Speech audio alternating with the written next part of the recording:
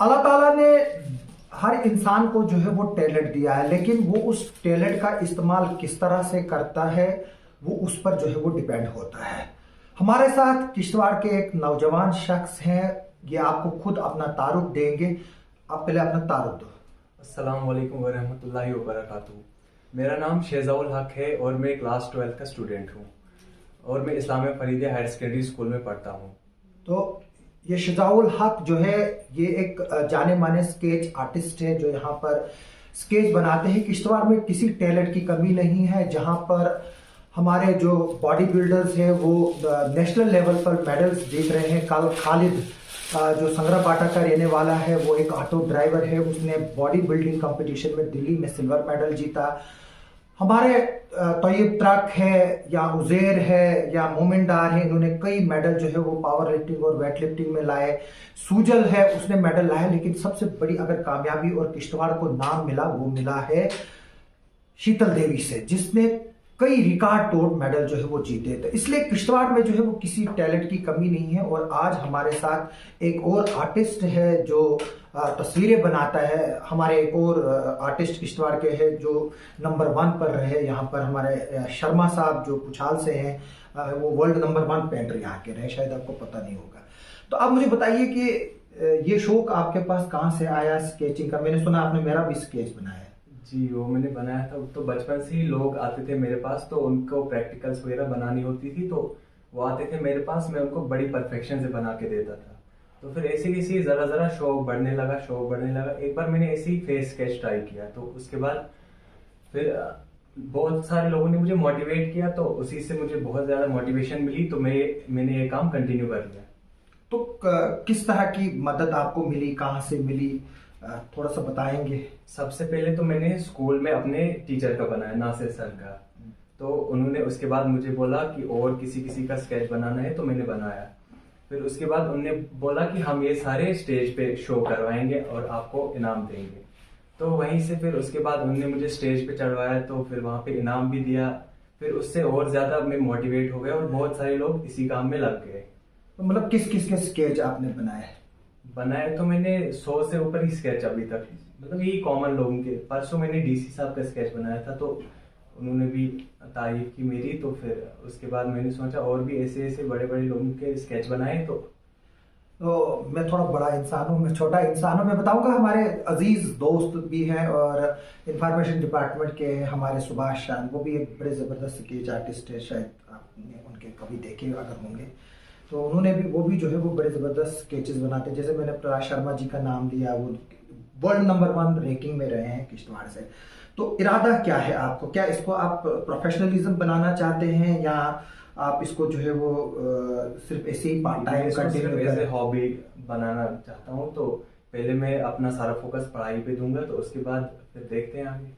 तो पढ़ाई कहाँ से की आपने? अपने फादर के बारे में बताइए, बाकी थोड़ा सा घर के बारे में बताइए। घर से किस तरह की सपोर्ट मिली? क्योंकि अक्सर बच्चा जब इस तरह की एक्टिविटीज करता है तो घर वाले डांटते हैं, तुम पढ़ाई नहीं करते हो, तुम ये नहीं करते हो, फजूल चीजों में जो है। स्टार्टिंग में तो घर वाले बेइज्जती करने लगे, बोलने लगे कि नहीं इससे टाइम वेस्ट होता है वगैरह वगैरह, ऐसी बातें। तो मैं चुपके से बनाने लगा। फिर इसके बाद इसी बनाता गया। फिर जब लोग तारीफ भी करने लगे तो उसके बाद घर वाले भी खुश होने लगे। तो अब क्या बोलते हैं? अब मैं बोलता हूँ बस लोग भी ऐसे काम शुरू करें, ना कि गलत कामों में पड़े। वही आज ड्रग्स जो है वो आम है, हम देख रहे हैं 16 साल के 14 साल के लड़के ड्रग्स कर रहे हैं। तो आपका इसके बारे में क्या ख्याल है, खासतौर पर जब आप अपनी एज ग्रुप के देखते हो? अल्लाह ना करे कि शायद आपके कोई दोस्त भी मुलविस हों, तो लेकिन उनको मैं बस इतना बोलूंगा कि अपना टाइम लगाएं दुनिया के कामों में, ताकि वो उस काम से दूर रहें।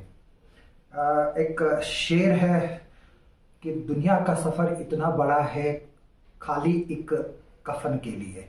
यानी कि हम इतनी जदोजहद, इतना दुनिया का सफर करते हैं जहां आप ड्रग्स की छोड़ो, लड़ाइयाँ हैं, रिश्तेदार के साथ लड़ता है, भाई के साथ लड़ता है, लेकिन आखिर पर उसको इस दुनिया में इतना सफ़र तय करने के बाद सिर्फ अगर एक चीज़ हासिल होती है वो होती है कफन, और अगर उसने दुनिया में कोई अच्छे काम किए हों तो लोग उसको याद करते हैं। अपने फादर के बारे में बताइए थोड़ा सा, मतलब हालांकि मैं जानता हूँ वो मेरे क्लास फेलो भी है, लेकिन मैं चाहूँगा कि आप अपनी ज़बानी जो है वो अपने फादर के बारे में बताएं थोड़ा सा। उन्होंने तो मुझे सपोर्ट किया अच्छे से, आपको बुलाया, फिर उसके बाद परसों मुझे डीसी साहब के पास भी ले गए। नहीं, मैं चाहता हूँ आप फादर का नाम बताइए, कौन है, क्या करते हैं, मैं वो बता रहा हूँ आपको, ये नहीं वो मुझे पता है। फादर का नाम मिस्टर असगर अली मीर हैं जी। और वो पीटीडी ऑफिस में काम करते हैं। तो फिर अच्छा, फिर एक तो होता है कि घर वाले ताने मारते हैं जैसे आपने बोला, दूसरा है फिर मेलेदार और रिश्तेदार भी ताने मारते हैं। सबसे बुरा अगर लगा होगा तो किसका लगा होगा, नाम बोलना चाहिए? सबसे बुरा तो किसी का नहीं लगा। नहीं, जब डांटते थे ना बुरा हाँ, डांटते थे, घर वाले डांटते थे, तो फिर मैं चुपके से, बिल्कुल चुपके से। नहीं, बुरा लगता था कभी? नहीं, बुरा तो थोड़ा सा लगता ही है। अच्छा, अब मैं बता दूं कि जो स्केच आर्टिस्ट है इसका जो है वो बहुत बड़ा काम है क्रिमिनोलॉजी में। क्रिमिनोलॉजी एक ऐसा डिपार्टमेंट है गवर्नमेंट ऑफ इंडिया का जो सबसे बड़ा डिपार्टमेंट है। लोगों को ये लगता है कि जो स्केचेस बनाना है वो थोड़ा सा जो है वो ऐसा ही जो है वो थोड़ा सा इसमें कोई भी इंटरेस्ट वगैरह नहीं है या इसका कोई फ्यूचर नहीं है। मैं बता दूं कि जो स्केच आर्टिस्ट है क्रिमिनोलॉजी डिपार्टमेंट में सबसे बड़ा जो रोल है वो स्केच आर्टिस्ट का है। यानी कि जो क्रिमिनल्स होते हैं या जो मोस्ट वांटेड होते हैं उनके जो है वो स्केचेस बनाए जाते हैं। यहाँ कहीं मर्डर होता है या कहीं चोरी होती है, एक तो वहाँ फिंगरप्रिंट्स देखे जाते हैं और दूसरा जो है वो उसका चेहरा बनाने की जो है वो कोशिश करते हैं, उसको हम स्केचिंग बोलते हैं। जिस तरह से पिछले दिनों जम्मू कश्मीर पुलिस ने कई लोगों के स्केचेस जो है वो जारी किए हैं यहाँ पर। ये नहीं है कि ऐसा नहीं है कि हम स्केचेस बनाते हैं और इस फील्ड में अगर कोई जाना चाहता है तो उसको जो है वो रोके। मैं बता दूं कि मोनालिसा पेंटिंग जो है वो आज भी दुनिया भर में मशहूर है और उस पर जो है वो कई रिसर्चेस हुई हैं कि वो किस तरह से जो है वो बिहेव जो कर रही है वहाँ पर। जो पेंटिंग जब आप देखते हैं उसको वो डिफरेंट बिहेव करती है। जब उसको आप सामने से देखोगे एक तरह दिखेगा, पीछे से देखोगे तो दूसरी तरफ से दिखेगा। वो लेफ्ट राइट आप देखो वो डिफरेंट तरीके से जो है वो दिखेगा। इसी तरह से मैं बता रहा था कि आर्ट जो है वो कोई इस तरह की चीज़ नहीं है कि जिससे माँ बाप बच्चों को जो है वो रोके। और अगर कोई आर्ट में बिलीव रखता है तो आज हमारे मीर साहब जो है यहाँ पर एक उसकी एग्जांपल है। अच्छा, मुझे बताओ कि एक आर्टिस्ट को जब तस्वीरें बनाता है तो किन चीज़ों का जो है वो ख्याल रखना पड़ता है? सबसे पहले तो सफाई होनी चाहिए हाथ में, पहली बात तो। और पेंसिल तो कोई भी चल जाएगी, कुछ भी, बस सफाई, कंसंट्रेशन, बस इतना काफ़ी है। जैसे कि मैंने आपको बताया कि हमारे जो लाला शर्मा जी है जो किश्तवाड़ आर्ट गैलरी है अपोजिट आशियाना, वो नंबर 1 पेंटर रहे हैं। तो आपको ये पता था? वर्ल्ड के, ये नहीं इंडिया के नहीं, वर्ल्ड के रहे। तो अच्छा, जब आप पेंटिंग बनाते हो तो ये स्केच जब बनाते हो तो कितना टाइम लगता है एक स्केच बनाने को? आपने जो मेरा स्केच बनाया यहाँ पड़ा हुआ है मैं वो भी दिखाऊंगा। हार्डली 1 घंटा। मतलब ये जो आपने मेरा स्केच बनाया है, ये स्केच है मेरा जो बनाया हुआ है। मैं कैमरामैन से बोलूँगा थोड़ा सा इसको जो है वो फोकस करें। आप देखिए ये जो है इन्होंने मेरा फोकस जो किया है, ये स्केच बनाया है, इसको 1 घंटे में जो है वो बनाया गया है। इस स्केच में एक ही चीज़ की कमी है, वो इसने आर्टिस्ट ने अपना नाम नहीं लिखा हुआ है। यानी कि जब भी आर्टिस्ट जब कोई स्केच बनाता है वो उसको नीचे से जो है वो अपना नाम लिखता है, चाहे वो कोड देता है या कुछ देता है, लेकिन इसमें लिखा नहीं हुआ है। तो आपने ये मेरा बनाया तो कितनी देर लगी? इसको लगभग 1 घंटा पूरा।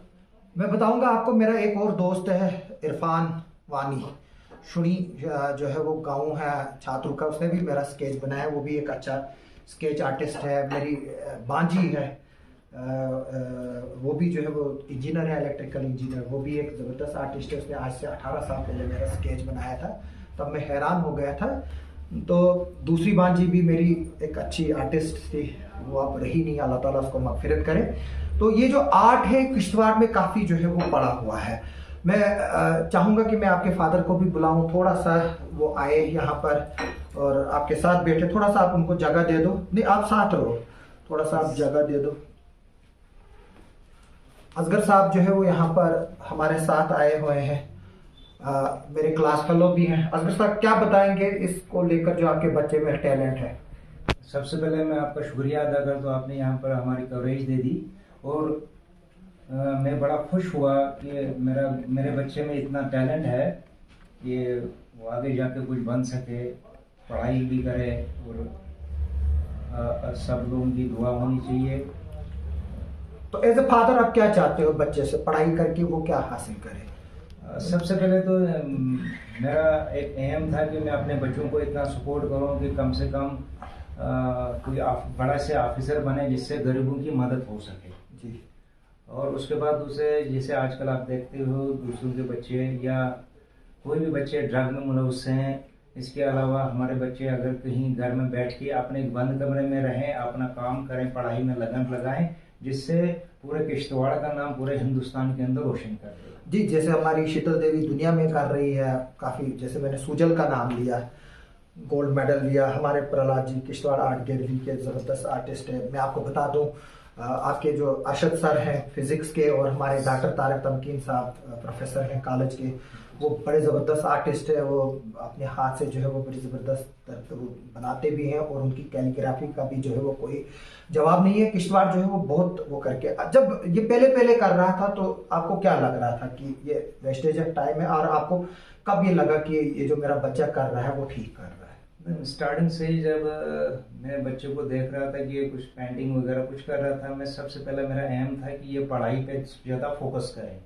लेकिन उसके बाद जब इसको दिन ब दिन ये करता गया तो मैंने भी इसकी सपोर्ट कर दी, और मैं हर एक बच्चों को सपोर्ट करना चाहूँगा। यानी कि हर पेरेंट को, आप हर पेरेंट को बच्चों को सपोर्ट करनी चाहिए।